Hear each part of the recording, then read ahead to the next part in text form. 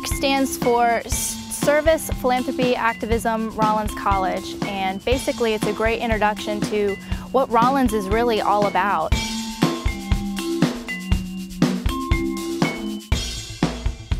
SPARC Day of Service allows students the opportunity to really connect in with the Central Florida community. All the first-year students and peer mentors go out into the community to perform some kind of service. They go in their RCC classes to a community partner and engage in a day of service and education. So they're not just doing manual labor, they're actually learning about the sustainable nonprofits in the area and what they're doing and kind of the wider scope of what the outside community is doing. The mission of Rollins is to educate global citizens and responsible leaders, and basically by sending our students out into the community, we're laying the groundwork for eventually seeing our mission through.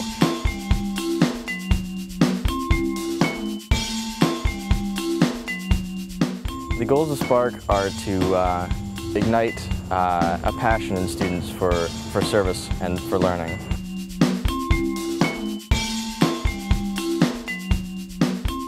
It's always good to do community service. Not only does it give you a sense of fulfillment, it also helps you understand that you're part of something bigger. You really grow as a person and you learn how to get out there and help other people in need. There's something to be said for a lesson in humility that can't be taught in a classroom.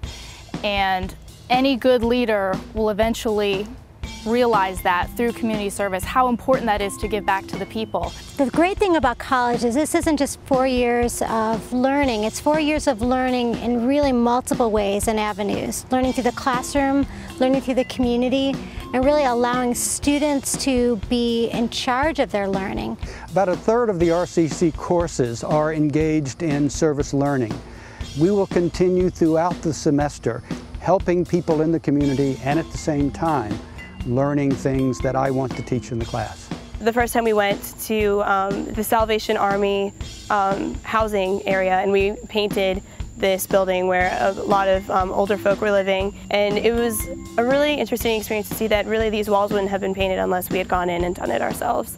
The second SPARC Day I was part of, we went to Mead Gardens and got to really connect with the agriculture there. I was doing a class with biology and endangered earth, and we really got to see how different types of plants can have an effect on our environment.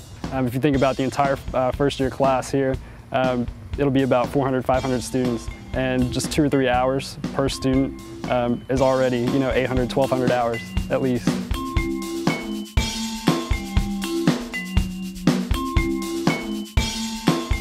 Students can further continue their service by working one-on-one with faculty members here at the college, really finding where do their deepest passions meet the world's greatest needs.